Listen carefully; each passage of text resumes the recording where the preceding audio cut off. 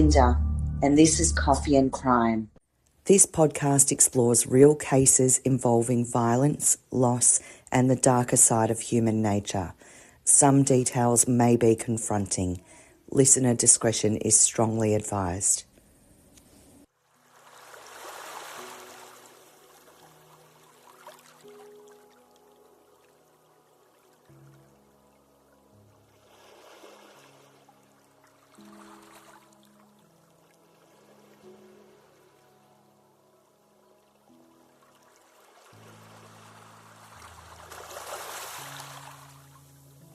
Welcome back. If you've listened to the main episode, you'll already know the story of Bob Chappell's disappearance and the conviction of Susan Neill-Fraser. This episode isn't a retelling. Instead, we're going to examine the evidence itself. Because what makes the Four Winds case so unusual isn't simply that a man disappeared. It's that people can look at the same evidence and come away with completely different conclusions. Not because they're looking at different facts, but because they're placing different weight on those facts. Tonight, we're going to go through the evidence that continues to generate debate. The condition of the yacht, the blood evidence, the timeline, the DNA, and the question that sits over everything else. What happened to Bob Chappell? Let's begin with Four Winds itself. Because before investigators could work out what happened to Bob, they first had to understand what happened aboard the yacht. When emergency responders arrived, Four Winds wasn't simply sitting quietly at its mooring. The vessel was taking on water, and that immediately raised concerns. Boats can flood for many reasons. Mechanical failures happen, seacocks fail, hoses deteriorate, marine equipment breaks. But investigators quickly formed the view that what they were seeing wasn't consistent with a simple accident. The prosecution later argued that aspects of the flooding appeared deliberate, that someone had interfered with the vessel after Bob disappeared. And if that was true, it suggested something important. It suggested consciousness of guilt. In other words, an attempt to conceal what had happened. That's why the flooding became such a critical piece of the prosecution's case. Not because a flooded boat proves murder, it doesn't.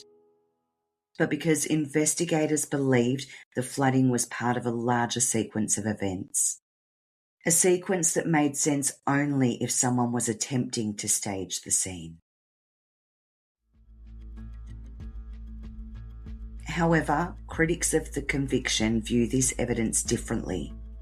Their argument isn't necessarily that the yacht's condition was normal. Most agree it wasn't. The disagreement lies in interpretation. Critics question whether investigators were correct in concluding that the flooding could only have one explanation. Because boats are complicated environments, water behaves unpredictably. Damage can occur for multiple reasons. And once investigators begin working backwards from a theory, there's always a risk that evidence gets interpreted through that lens. That's one reason the condition of Four Winds remains such an important topic. Both sides agree that the yacht was in an unusual state, but they disagree about what that state tells us.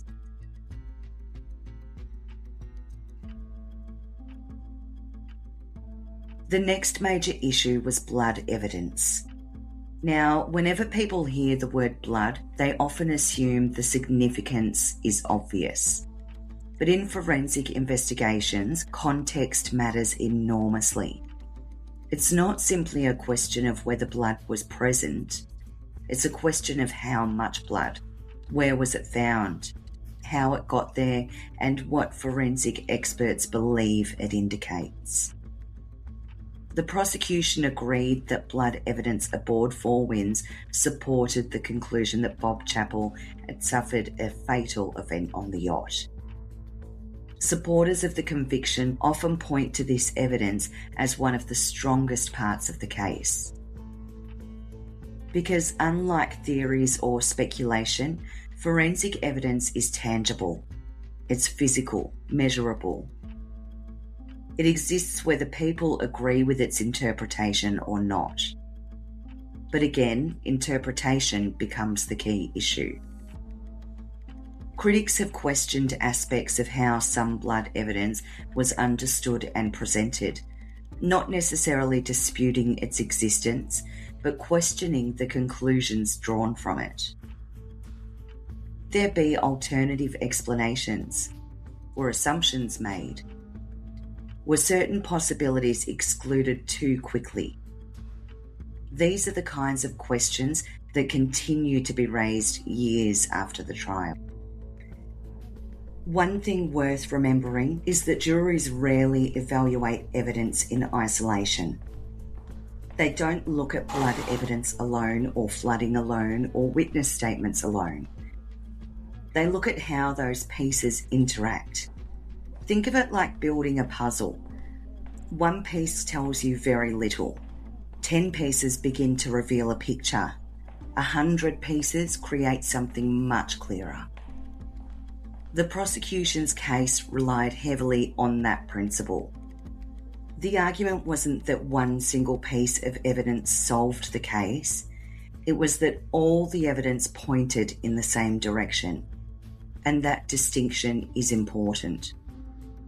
Because many public discussions focus on individual pieces of evidence while overlooking how the prosecution framed the broader picture.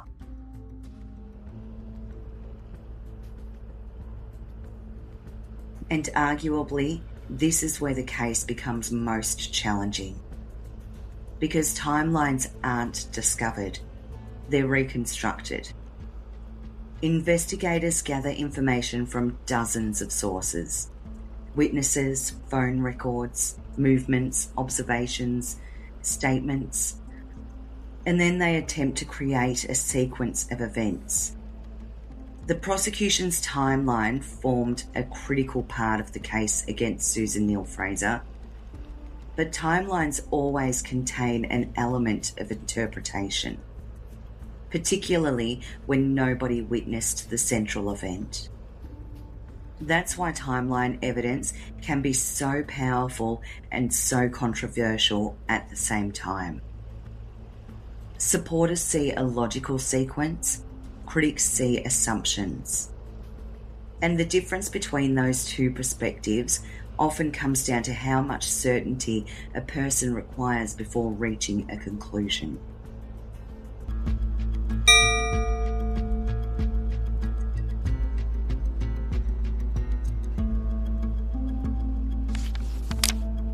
Of all the developments that occurred after Susan Neill-Fraser's conviction, none generated more discussion than the discovery of DNA that was linked to Megan Vass. Even people who knew very little about the case often knew about the DNA, because DNA has a unique power in the public imagination. For many people, DNA feels definitive, scientific, objective. The kind of evidence that should provide clear answers. But the reality is often more complicated. DNA can tell investigators that a person was present. What it cannot always tell them is why they were present, when they were present, or what role, if any, they played in the events being investigated. And that distinction became critically important in the Four Winds case.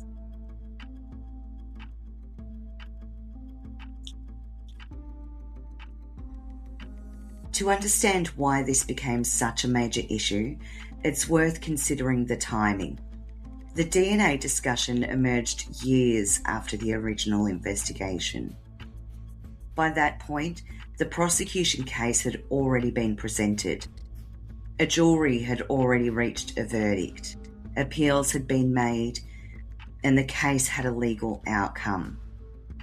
And then suddenly, attention shifted towards a question that many people believe should have been explored more thoroughly from the beginning. Who was Megan Vass? And why was her DNA found aboard Four Winds?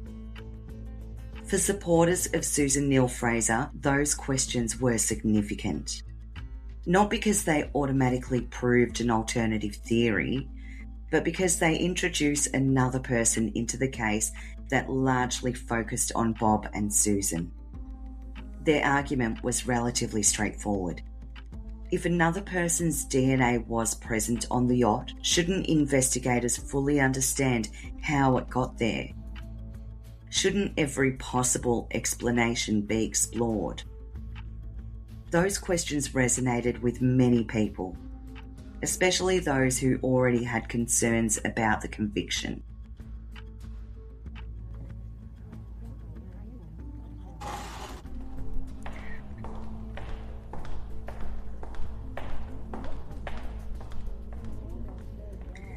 However, critics of that argument point out something equally important.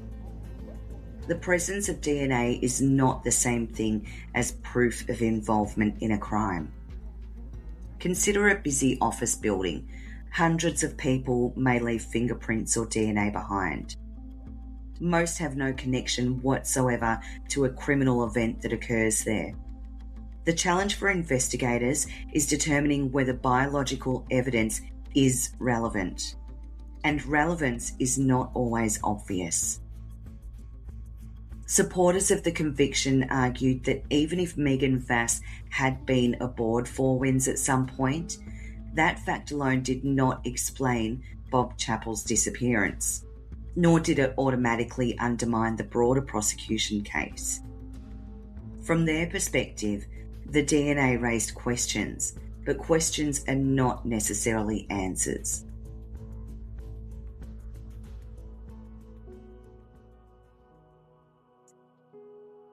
What makes this issue so fascinating is that both sides were asking different questions. Supporters of Sue Neill-Fraser often asked, why wasn't this explored further? Meanwhile, supporters of the conviction asked, what does this evidence actually prove? Those may sound like similar questions, but they're not. One focuses on investigation, the other focuses on evidentiary value.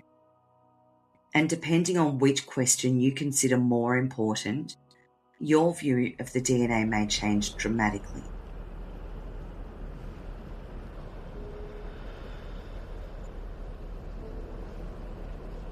This eventually led to one of the central issues raised during later legal proceedings. Could the DNA evidence have affected the outcome of the trial? That's a much more difficult question than many people realise, because courts don't simply ask whether new evidence exists. They ask whether that evidence would likely have changed the result. And that's a very different threshold, and it's an important one. Every criminal case contains information that emerges after the trial. The legal system cannot reopen every time a case has new details that appear. Instead, courts have to assess significance, impact. Could this evidence realistically have altered the jury's decision? That's ultimately why the DNA issue became such a focal point in later proceedings. Not because everyone agreed on its meaning, but because they didn't.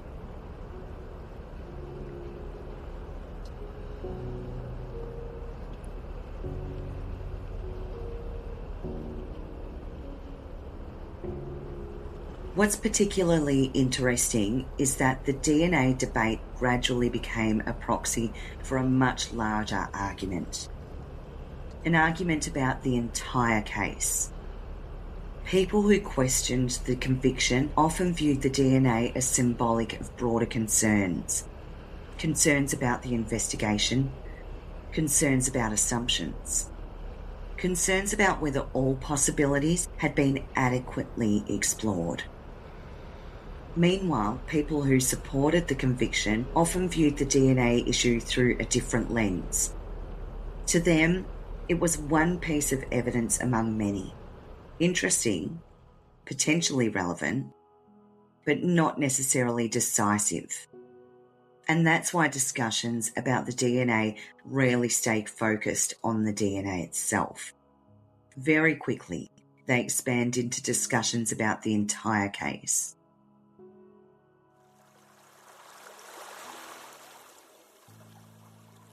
The DNA debate also highlights a broader truth about criminal investigations.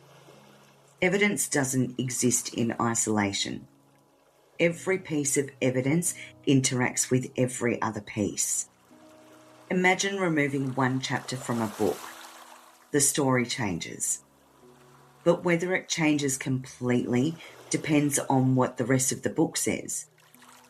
That's often how courts approach evidence, not as individual facts floating independently, but as parts of a larger narrative. And that's why people continue arguing about the significance of the DNA today, not because they disagree that it exists, but because they disagree about where it fits within the larger story. The reality is that DNA evidence rarely ends debate in complex cases. More often, it redirects it. And that's exactly what happened here. Instead of ending discussions about Four Winds, the DNA evidence opened an entirely new chapter. One that continues to generate questions more than a decade later. But DNA wasn't the only issue that kept the case alive. Because beyond the science, beyond the forensic evidence, there remained one other question. One that sits at the heart of every discussion about Four Winds. How much certainty is enough? Not legally, personally. One of the mistakes people often make when discussing the Four Winds case is assuming the debate is between people who know the evidence and people who don't. In reality, many of the strongest opinions come from people who have spent years reading court documents, appeal decisions, media reports, and forensic evidence. The disagreement isn't usually about what happened in the courtroom. It's about what weight should be given to different pieces of evidence. So let's do something different. Let's look at what many people consider the strongest argument supporting the conviction. And then let's go back and look at what many people consider the strongest argument against it. Not the loudest arguments, not the most emotional arguments, the strongest ones. For those who support the conviction, the strongest argument is often surprisingly simple. It's the accumulation of evidence, not one piece, all of it. The prosecution case was never built around a single smoking gun. There was no confession, no eyewitness, no surveillance footage showing exactly what happened. Instead, the prosecution agreed that when all of the evidence was viewed together, it pointed in one direction. Supporters of the conviction often argue that critics focus heavily on individual pieces of evidence and overlook the bigger picture. For example, they might focus on the DNA issue, or the absence of Bob's body, or a disputed aspect of the timeline. But supporters argue that juries don't decide cases by examining each piece separately. They assess the overall picture. And from that perspective, many believe the jury reached the correct conclusion. Another argument often raised by supporters of the conviction relates to probability. Not certainty, probability. The question becomes, what explanation best fits the totality of the evidence? This is where supporters often point to the condition of four winds, the flooding, the circumstances surrounding Bob's disappearance, the absence of evidence supporting a simple accident, and the fact that investigators believed they were dealing with a crime scene rather than a maritime mishap. From this perspective, the argument isn't that every question was answered. It's that enough questions were answered to establish guilt beyond a reasonable doubt. And that's an important distinction. The criminal justice system doesn't require perfect knowledge.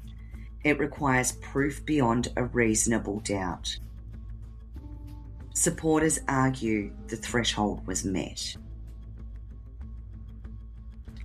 Now let's turn to the other side. What do critics of the conviction often regard as their strongest argument? Interestingly, it isn't always the DNA. Although the DNA receives enormous attention, many critics focus on something broader, the existence of unresolved questions.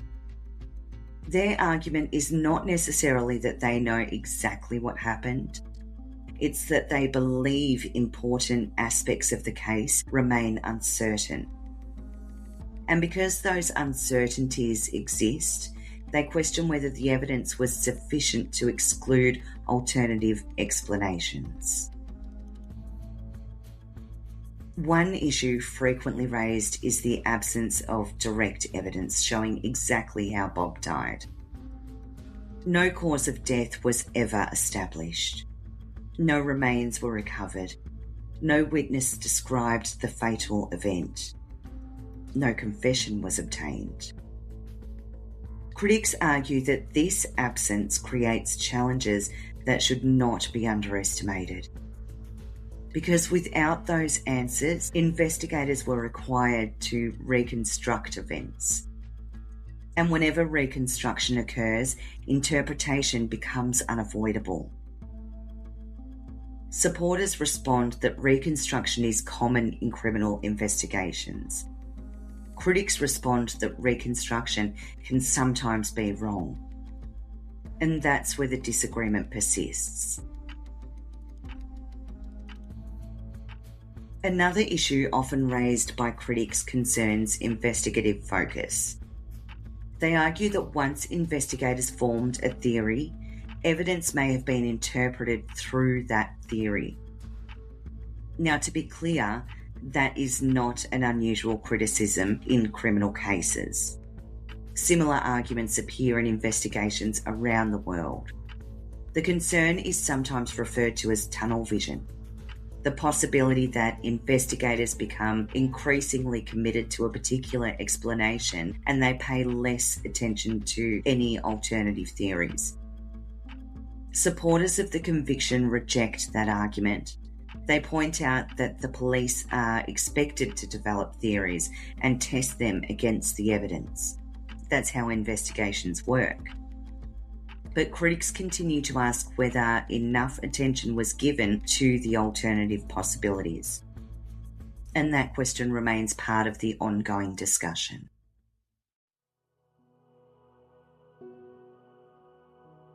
What makes Four Winds so compelling is that neither side is arguing from a position of complete certainty. Supporters of the conviction generally acknowledge that unanswered questions remain. Critics generally acknowledge that some evidence points towards Susan Neill-Fraser. The disagreement is not usually about whether the case is complicated. Everyone agrees that it is. The disagreement is about what conclusion should be drawn from that complexity. One side sees a compelling cumulative case, the other sees enough uncertainty to remain unconvinced. And perhaps that's why this case has endured for so long. Most criminal cases eventually settle into a widely accepted narrative. Even controversial cases tend to lose momentum over time. But Four Winds has resisted that process because the evidence doesn't divide neatly into obvious categories. There are pieces that appear strong. There are pieces that remain debated. There are facts that are widely accepted, and there are interpretations that continue to be challenged. The result is a case that refuses to sit comfortably in either camp. Fully settled for some, deeply troubling for others. What's remarkable is that the debate has remained relatively consistent over the years. The same issues raised shortly after the conviction continue to be raised today. The DNA, the timeline, the condition of the yacht, the missing body, the broader interpretation of the evidence. Very few cases maintain that level of public interest for more than a decade. Yet Four Winds continues to generate discussion because the central questions never completely disappear. And that brings us to the final piece of this episode. Not the evidence, not the appeals, but the legacy of the case itself. Why people are still talking about the Four Winds after all these years, and whether that conversation is likely to ever end. After more than 15 years, it's fair to ask a simple question. Why are people still talking about the Four Winds case? Perhaps the reason is simpler than many people realise. Because despite the verdict, there are still questions people want answered. Not necessarily questions about guilt or innocence, questions about the evidence itself. Questions that sit outside the courtroom. Questions that continue to interest investigators, journalists, podcasters, and members of the public. The biggest of those questions is obvious. Where is Bob Chappell? Because recovering Bob could potentially answer questions that have remained unresolved since 2009. Would it explain how he died? Would it confirm the prosecution theory? Would it challenge it? Or would it simply create new questions? Nobody knows. And that's precisely why the issue continues to resonate. The second question concerns something that appears throughout almost every discussion of Four Winds. What evidence would change people's minds? This is where the case becomes fascinating, because if you speak to people on different sides of the debate, you'll often find very different answers. Some say nothing would change their view unless Bob Chappell was found. Others believe significant new forensic evidence would be enough. Some point to technology. The reality is that forensic science has advanced considerably since 2009. DNA analysis is more sensitive. Digital investigations are more sophisticated. Evidence that might have been impossible to detect years ago can sometimes be identified today.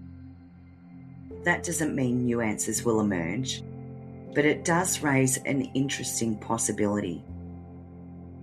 If Four Winds happened in 2026 rather than 2009, would the investigation look different? Many experts would probably say yes. Not because the original investigation was necessarily flawed, but because investigative technology evolves constantly, and every major case is, in some ways, a product of its time. Another question that continues to appear is whether public discussion surrounding Four Winds has become bigger than the evidence itself. It's an interesting thought, because over time, cases can take on a life of their own. People become attached to theories, support groups form, critics become more vocal, documentaries introduce new audiences, and podcasts revisit old arguments.